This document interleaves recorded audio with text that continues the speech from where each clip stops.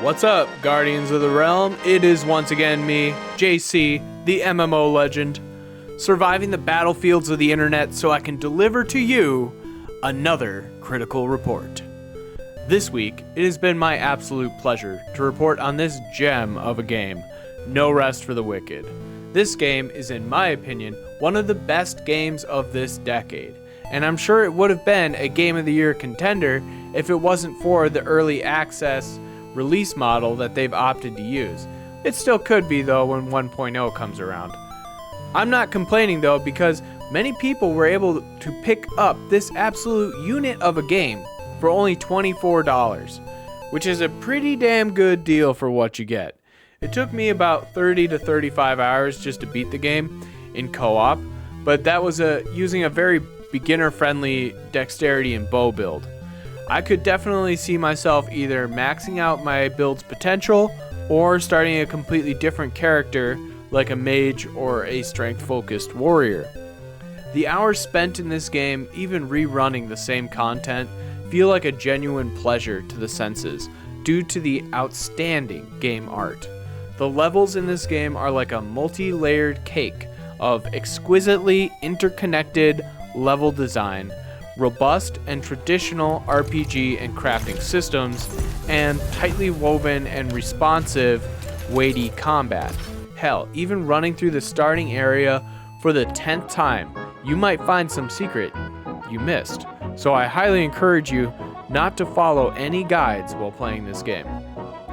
Now, let me just say that when I first saw this game, I wasn't sold on the weird bodily proportions. I was skeptical about the art style, but I did like the premise of the game. Hell, I'll play any halfway decent Souls-like.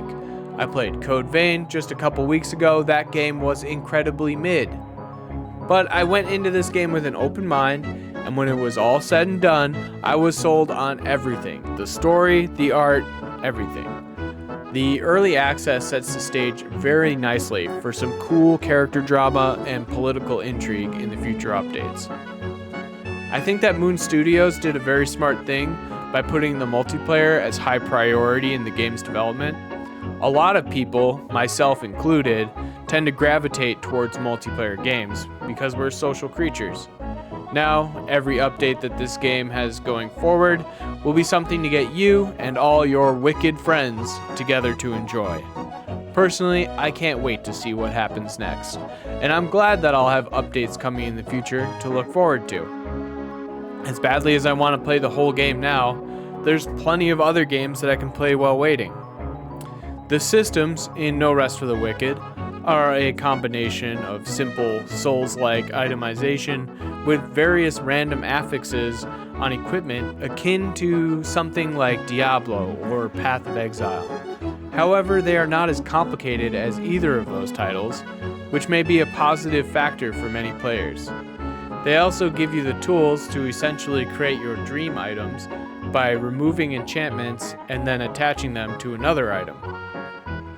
Something else I really appreciate about this game is how they removed some of the more punishing aspects that the genre is known for, such as dropping currency on death. In this game, they've adopted gear durability penalty like in popular MMOs.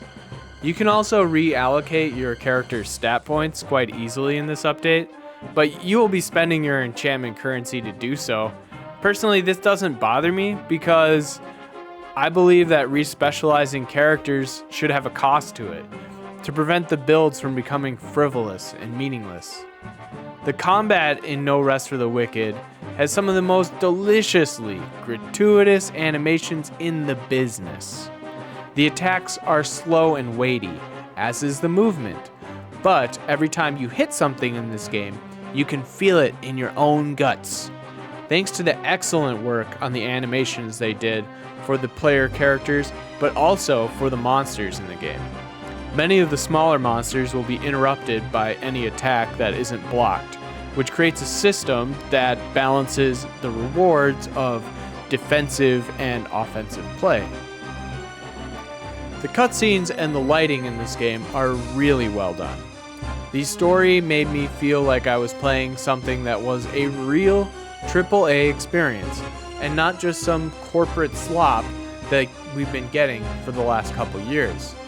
The animations, the facial expressions, the colors, the lighting, even the voice acting.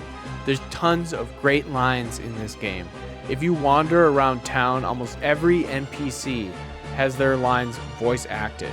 And this is a testament and an example to one of the many ways that this game is bringing back and raising the bar for quality production in modern gaming. The game also has houses and tons of furniture and weapons that you can unlock and decorate your own version of town with.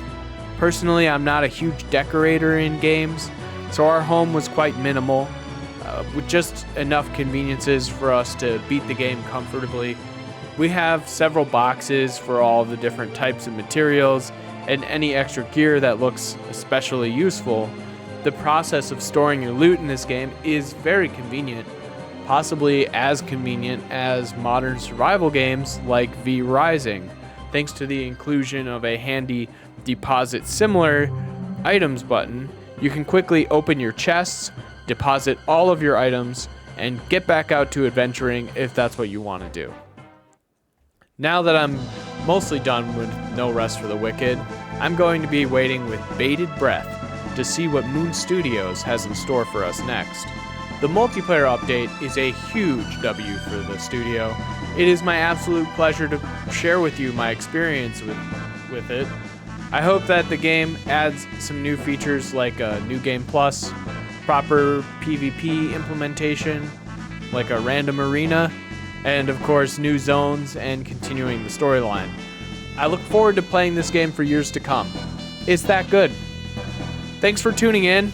I'm just finishing up my Neo 2 playthrough, and I hope to have a report on that game for you all next week. Until then, keep on gaming, keep on looting, and stay poggers, champions!